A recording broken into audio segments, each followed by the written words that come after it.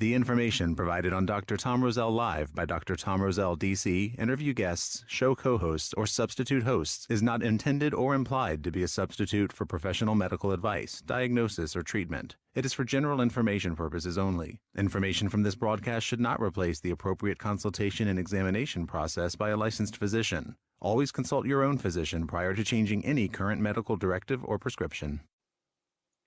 Hey, everybody. Welcome to Asia's Health Livestream. Got another great program for you, too. And it's actually going to be a series over the next few weeks. We're going to get into the intimacies of what your immune system is made of, but actually what you can do to support it and express it at a much stronger level. I've been in practice for a lot of years, and it's never been a time ever in all the years I've been in practice that we've seen such, and I'm going to use the word fear mongering when it comes to pushing your buttons to do certain things. And obviously indirectly talking about vaccines and taking other measures and what we went through over the last several years with masking. So there's things that I want to cover that are factual and not my opinion, but I want you to know about it. And as we go through, I'm going to make it several parts to the series over the next few weeks. And I want you to use that information to kind of self-evaluate and ask questions. Remember, I always said, I don't want you to believe anybody, including me. I want to provoke you. I want to make sure that you do your homework, but you do it the right way. And you look at all the pieces of the puzzle and you really, truly understand what the deal is. We're in a society today, for example, that we don't want kids to go outside and play and get dirty. Oh my God, they might fall in the mud. Well, there used to be an old cliche that, you want a kid to eat at least a pound of dirt before he's, a year old, right? Well, that's how the body protects itself. And we're going to talk about that innate immune system. We're going to talk about that acquired immune system. We're going to tell you how it defends itself. And we're going to go on from that platform. Before I get into the program, I want to remind you that the Roselle Center for Healing in Fairfax, Virginia, does an ongoing monthly in-house continuing education program. And coming up on June the 12th, we're going to do a program on chronic pain, fibromyalgia, what it is, what it isn't, but more importantly, what you can do about it. Years ago, I wrote a paper that was quite extensive, and it was called Fibromyalgia, the Undisease.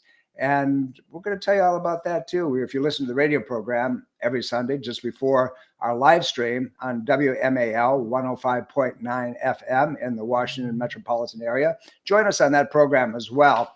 And any information that you'd like to have, just send us a note and we'll make sure that we answer that. But let's get into the program just a little bit. And let's talk about immune function. And we're going to kind of, do a little retro visit of COVID-19, if you will, SARS-CoV-2 and the inflammatory reaction it had on the respiratory system and how it killed so many people. But a lot of the deaths that occurred is because we approached the condition, in my opinion, the wrong way. And now most medical platforms are finally coming to the place where they're saying, well, they were duped too, and this is the way we were told to treat it. And we won't get into the politics or the economics of the situation, but nevertheless, you need to know the important piece. And the important piece is, what role does your immunological system have in preventing disease, dysfunction, the process of protecting you, if you will? I want to give you kind of a historical anecdote. Going back into the time of the Spanish flu, the early 1900s. It was devastating. It killed millions and millions of people worldwide. My grandmother, a little Sicilian lady, died in Sicily of Spanish flu, and it hit a lot of people. But there was an interesting study that came out of Davenport, Iowa, at the recording, if you will, the library of the Palmer College of Chiropractic, of all places. And I'm just going to give you some data, and then you can play with that yourself, and maybe we'll touch upon it as time goes on.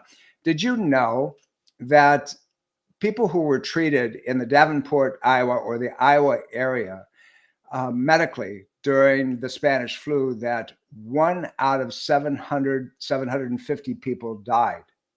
Those who were given ongoing chiropractic care, adjustments of the spine to normalize neurological transmission, 1 out of 3,500 people die. That's huge, right? So the question becomes, what was the difference? What happened? So we have to go to the place of understanding that the nervous system can express and optimize or can deplete and diminish. And we'll talk about that as we go through. But first, I want you to really understand what that immunological response is and how we really, need to look at our immunological system. So your immune system is made up of a lot of different things, your lymph nodes, and that's runs parallel to all your blood supply, your vascular system. You have a little rudimentary organ at the lower portion of your small intestine and at the beginning of your large intestine. It's called your appendix. And you say, what does that appendix have to do with anything? Well, the appendix is part of your innate immune system, and it protects you against all types of things. There's an interesting study that was done some years ago, and it showed that people who had appendectomies, the removal of the appendix, had a greater risk and increased risk of neurodegenerative diseases. And one of the finger pointings that they were doing was MS. Kind of interesting, right? Now, I'll let you, again, kind of explore that. We'll probably get into that topic a little bit more. Your bone marrow produces specific types of cells that also help protect you. You get into your tonsils and your adenoids. How many of you have had your tonsils removed? Those are your gatekeepers. Those guys are there to protect you. But back in the day, they took them out wholesale. When I was young, if you had a recurrent infection of any kind, the first thing the doc did was went in and took your tonsils out. And if they were in the neighborhood, they took your adenoids out too, both primary immunological support systems. Your thymus gland, which sits underneath your breastbone. And, when you're born, it's very significant. The thymus will produce T cells, and we know T cells to be killer cells. And we'll get into that a little bit as we go through this series. But your thymus gland is your primary immunological support mechanism. But you know what happens when you're older and you check out of the planet, and on autopsy, that thymus gland is almost not to be found, is residual, is rudimentary. And if that's the case, what happened to it? It's because the stresses and strains of life over a period of time caused it to deplete. Your spleen, which sits on the left side of your body, and it produces red blood cells, and that's part of your immune system. And then these things called Peyer's patches, which are part of, and people say, the lymphatic system of the body. So we have all these different pieces that we have to pay attention to. So we'll get into what those are as we go through. Now, I want to talk about your primary line of defense, if you will. Now, everybody throughout the last several years have heard about IgA antibodies, IgG antibodies, IgM antibodies, IgEs, and so forth. And they're deeper levels of reactive patterns that are supposed to support you and protect you. But let's talk about IgA for a minute. Now, your IgA immune system is your mucus system, and it starts here in your mouth, in your respiratory system, goes all the way out down, and ends at your back end, folks. And anything that has mucus to it. Now, it produces these IgA antibody mechanisms, which are, we can call them your picadors. They're the guys that are the first line of defense. They weaken garbage that's coming in, even allergens and airborne stuff. Now, if that's the case, then we are very dependent on that as a primary response mechanism. Now, it's the mouth to the gut, as we talked about. So it goes after viruses and toxins and toxic metals and other pathogens and bacterium and so forth. Hydrochloric acid will help the initial phase, and that's your stomach. How many of you are on hydrochloric acid suppressors, to knock that out? Well, you just knocked out part of your immunological function. Then we look at your microbiome. Those are the good guys. Those are the good bacterium in your intestinal tract. You got to have them. If they're not there, they're going to go away. What causes that to not be as supportive as it possibly could? Antibiotics, direct or indirect. What do I mean by that? Well, direct antibiotic is you go to the doc, you write your prescription, you go on an antibiotic, and it's going to knock out all of those good guys in your gut. The indirect is that they load our food supply up with antibiotics. If you're not eating organic, grass-fed, free-ranged, non-GMO food products, guess what's going to happen? You're getting antibiotics, you're getting steroids, you're getting other things of that nature that are going to cause your immunological system to dampen. So we have to make sure that we understand that.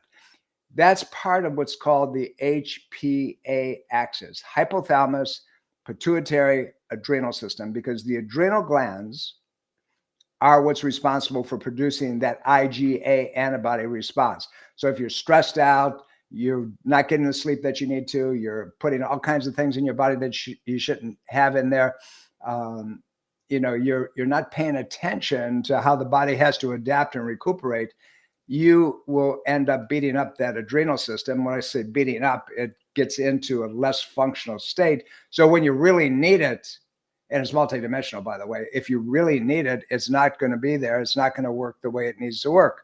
So we would look at where that system is. Now, let's talk about that adrenal system for a second. And where it's located, it sits right on top of your kidneys. You got two of them. Most of you do, unless you had disease process, or very, very rarely you were born with one. But that's an oddball. So when you're looking at the adrenal system, you have an outer shell and you have an inner area. The outer shell is called the adrenal cortex, outside, and then the inside is called the adrenal medulla. So we want to look at that as one of your primary mechanisms to keeping you in a safe place. But if you're stressed out all the time, if you're dealing with injury patterns constantly, if you're putting biochemical garbage, if you will, into your system, that guy is getting beat up because it's having to constantly produce things to protect you. Steroids, that outer shell produces your steroids. That inner portion of the adrenal system, the adrenal medulla, produces a lot of regulating, we'll call them, they're actually called cytokines. And they have very specific triggering mechanisms. We have things called noradrenaline, norepinephrine, and that regulates blood pressure and heart rate and many other things within the body. So we're not going to get into the neurophysiology, but we'll continue to touch upon them. But I want you to hear the terms right now. So we're looking at a system that produces something called mineralocorticoids, which maintains strength and lowers inflammation within the body. We're talking about glucocorticoids, which helps balance blood sugar transport. Remember, the glucose means glucose. We're talking about androgens. When we reach a certain age, the adrenal system puts out the majority of our androgens. What does that mean? That means testosterone, estrogens, progesterones. We all need them. Guys, you need them too. So as we go through ladies' menopause, guys, andropause, same thing, just it's us instead of our female counterparts. So what happens is that if the adrenal system is stressed out and not working the way it's supposed to, then hormone balance goes askew. Now, that's all part, again, of your innate immune system. So this innate immune system that you've heard so much about is multidimensional. Now, we talked about catecholamines, and we're going to talk about something called peptides, which are triggered mechanisms for repair processes within the body and so forth. So remember those things just kind of generally right now. I don't expect you to have them memorized, but understand that you heard them one time. And we're going to tie them all together. I promise you, when we get through this, you're going to know how to protect yourself. And if you go to the Ageless Health Store on drtomroselle.com, you're going to find that there's some very specific products there that will help upregulate your immunological response. There's one that's an oleander extract. It's called Oleander 4X. There's several names of it at this point, and there's a lot of companies that produce it. But the original company was Phoenix Biotechnology out of Texas. And we're going to talk a little bit about that because it saved, I can't tell you how many lives during COVID, but they couldn't get emergency approval for it because for a couple $100, it pulled somebody out of the process. I was part of a research group that we were assigned 20, I think it was 25 people that were desperately ill, and we were able to get the oleander to them. And only one of them we weren't able to help. And the reason that we weren't able to help this woman is her physician refused to allow anybody near her and bring her anything, including her husband. Now, I'll let you play with that one a little bit, because you need to understand that there's so much that we can do and so much that our body is able to perform if it's supported properly. So we're going to get into that just a little bit, and we're going to talk to you about, the viral patterns first, right? Because remember I said we're talking about the COVID-2 virus and all its sisters that have come down the pike at this point. The interesting thing is this: we're in a place right now in 2024 that people are still afraid. And the television talking heads are putting it out there, and they're saying, oh my God, the flu is much more virulent. Oh, we have pertussis out there. Oh, we have streptococcal infections. Oh, we have this virus and that virus. You know what the truth is? They've always been there. And they've been there year in and year out. And the designating protective mechanisms that we just talked about are often suppressed, and they don't have the opportunity to upregulate your immunological reactions to protect you. But let's talk about viral components. Let's get that understanding first. We'll talk about bacteria. We'll talk about funguses. We'll talk about things, because your body should protect you from all of that under the right circumstances. But let's talk about the viral load, because we're still there. We're still afraid. We're still masking up, some of us. We're still trying to, oh my God, I don't want to get near anybody because they might sneeze on me. And you see all these people walking around in these, N95 masks where they can barely breathe, and they're trying to do things, and their CO2 rate, their carbon dioxide rate, is going through the ceiling. Their oxygen rate is dropping dramatically. And they're getting sick because of that. And they're not getting sick because of anything else, but it's a self-fulfilling prophecy, almost. Again, my insertion. Now, all viral patterns have something called a spike protein. And what that means is you got all these little tentacles that stick out there, right? And what the spike protein does is it inserts itself and its genetic piece into another cell. It attaches it. And then it starts injecting. It takes over the internal DNA, and it causes it to replicate similarly. That's what the whole thing was about with the COVID virus. Now, what I have to say to you is this: all viruses have spike proteins, period, end of story. So there are certain things that you need to be aware of that they were used to scare us, if you will. But the spike protein can be modified and can be bound. It can be protected. It can be stopped. Now, the COVID virus is the same as several other viruses, meaning it's from the same family. And it's from things like the flu. It's things like herpes. It's like cytomegalovirus. It's like Epstein-Barr virus, and the list goes on. They are all called enveloped viruses. And that means that they have an outer shell around them that protects them from invaders, our own natural immunological reaction.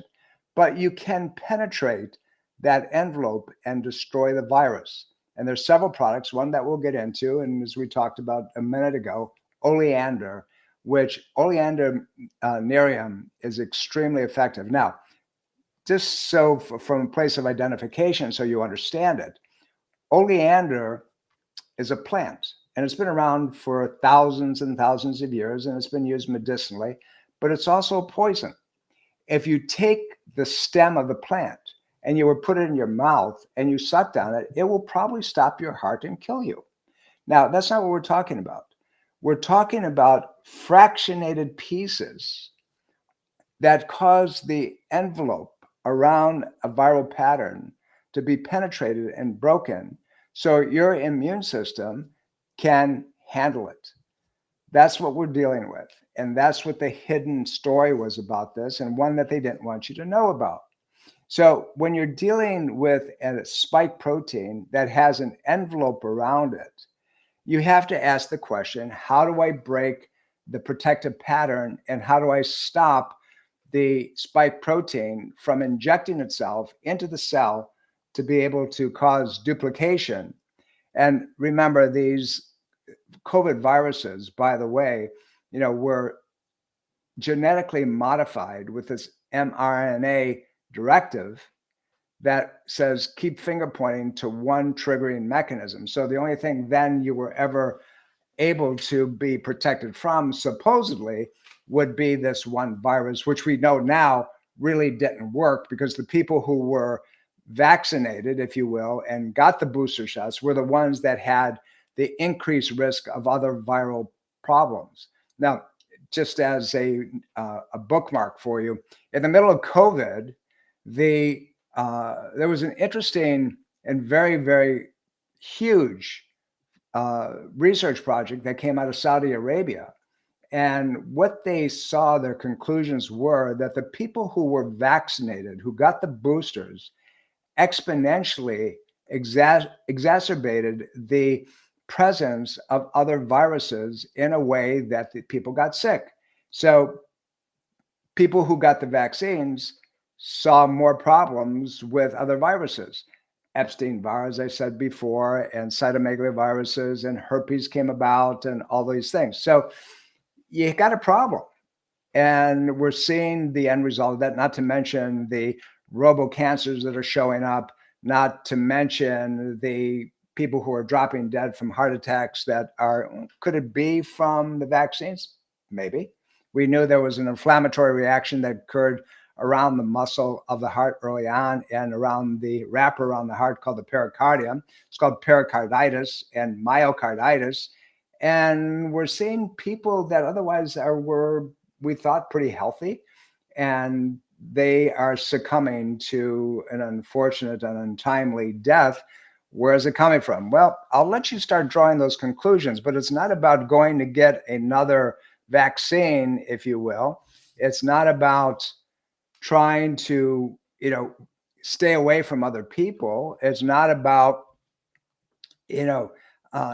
running off into Netherlands and, just isolating yourself like a hermit. It's about understanding what your body does. So when we're talking about a viral RNA, it has to, what we're talking about is something that's going to try to replicate and code itself within the body. And the thing that stops it is your body's immunological immune reaction.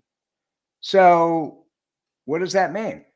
Well, we're going to talk about little tidbits. And as we get into the next series of this, we're really going to get very specific as far as what that's all about. So back in the day, everybody should take vitamin C, vitamin D, things of that nature. Now, why do you do that? Why would you want to do that? Well, vitamin C goes into the cell and produces something called interferon. And it's an antiviral. And Linus Pauling's work back when he got the Nobel Prize for high dosages of vitamin C IV intravenous, and was able to stop viruses that were causing cancers and other immune system, upregulating immunological response. It was like, oh my gosh, this is something else, but we forgot about it. And that we forgot about taking vitamin C on a day-to-day basis in adequate amounts. Remember, vitamin C you can't get hurt with because it's water soluble. And that means what your body doesn't need, it excretes. And it uses what it doesn't use, it excretes at about 1.66 milligrams per minute as it flows through your kidney. So your body either takes it up or it gets rid of it, one of the two. But you got to have enough saturation to go into the cellular tissue to produce the interferon to fight the virus. So, and then you're dealing with vitamin D, right? So you have a vitamin D that is going to upregulate the immune response, and it actually increases your T cell production and decreases the inflammatory reaction that a lot of the people with COVID were dying from, because that's why they put you in the hospital, because you had this pneumonia that was shutting down your body's ability to bring oxygen into the tissue. So that had a lot to do with also activating your T cells. And remember, we said the T cells are part of the thymus gland, and these T cells, they're killer cells, and they go after all kinds of different bugs within your system to try to keep things. Now, if they hyperactive the response, there's something called a beta cell as well, or B cell. And that can get out of control if it goes too high. It starts an inflammatory reaction that is supposed to help you, but in over excess, it can cause other problems. But the vitamin D is going to modulate your immune reaction so the inflammatory levels don't get too high, and also upregulate other immune markers within your body. So that's one of the reasons that people who had adequate levels of vitamin D, and what do we consider adequate in functional medicine? At least 75 to 85, your doctors are going to tell you, oh, at 35, you're great. You're not, well, at 35, you may not break a bone easily, but it doesn't do anything for immunological support. You got to be north of 50 before it even begins. The sweet spot is 75 to 95. My vitamin D levels always at about 87, 92, into that nature, but I always take a lot of vitamin D, at least 10,000 units a day. And you say, oh my God, 10,000 units a day. Yeah, 10,000 units a day. If you keep it in that neighborhood, you stay around 100 or a little bit under it. The laboratory paradigms are not real, and they're based on petri dish experimentations. You have to understand that there are things that are outside of that. It's called your life and how your body begins to burn things up and handle things accordingly. So what we're trying to do is we're trying to decrease immunological reactions in a way that we keep them at a level that they're protecting you. So here's the other piece, and this is the thing that kind of is of interest. Over the years, anytime that we used anything, we wanted to make sure that it was primum non nocere. That means first do no harm. And we have to does something do more harm than it does good? Then you kind of shelve that thing, right? Put it in your back pocket. But if it does more good, far more good than harm, that's a different story. But you have to test it over a period of time. Pfizer, and I don't remember, I think it was their second vaccine, but or booster that they came out with, and they did 12 people for 30 days. And then they released it to the marketplace. Why did that happen? That had never happened before. And other manufacturers were doing similar types of things, simply because they had no one had legal recourse against them if anything happened to them. And now we're seeing that perhaps, potentially, there may be other things that are showing up. Abnormal menstrual cycles and so forth. We're seeing miscarriages across the board. Why? Why is that happening? Are women not being able to get pregnant? So here's the deal. When you get pregnant, male sperm, female egg, and the guy is responsible genetically for the formation of the placenta. Now, if he's been vaccinated, what we're seeing is that the placental quality is not what it should be. So subsequently, as the embryo begins to grow into the fetus, and there's more weight in that uterine cavity, it's not attaching well enough, or it doesn't have the blood supply that it should have. And that's where the miscarriages seem to be coming from, based on the literature that I've read. So we have to stop this. We have to figure out how to protect ourselves innately. We have to upregulate our ability to be exposed to things in a protective way. And we're going to do that over the next several shows. We're going to show you what you can do. We're going to show you what is real, what isn't real, what's been hyperbole, what you've been led to believe that may not be true. But I also want you to understand that protecting yourself is not difficult if you are willing to take the steps that are necessary to do what you need to do. So don't believe all the hyperbole that's out there. It's all about advertising. There are things that are real, there are things that are not real, but it's up to you to do your research. I'll encourage my patients, go in PubMed and, at least read the abstracts and the conclusions of the articles. You're going to find all kinds of things. Go to Frontiers, another site that you can go to. Go to the Townsend Letter, read those areas as well. There's extraordinary, excellent information if you do your homework instead of just listening to these people who have an agenda. We know that money, unfortunately, will rule, but spend some time supporting yourself. We have a society today that is over fat, if you will. We treat them on an ongoing basis. But you know what it comes down to is people, and I'm saying this straight across the board, are, in my opinion, lazier than they were when I was young growing up. Years ago, we were outside, we were running around, we were getting fresh air, we were getting sunshine. We didn't have the cell phones, thank God. We didn't have, it was like you come home when it's dark, make sure you're there for dinner. Or you're in a neighborhood and you heard the bells and your mother said, pay attention to the bells, this is when I want you to come home. But today's world, for a lot of reasons, we're afraid to let our kids go out. We're afraid to go out ourselves. We don't go for a walk. We get into the car, we drive someplace, we get out of the car, we look for the closest parking space near the store, and we don't want to spend any time except sitting. And it's unfortunate. There's a lot of people out there that are exercise, crazy people, and they're out there all the time. But as a society, we're overweight. Years back, and it was too much then, and we're talking about 18 years ago, 60% of the US population was overweight. Now, 2024, 72% of the US population is overweight.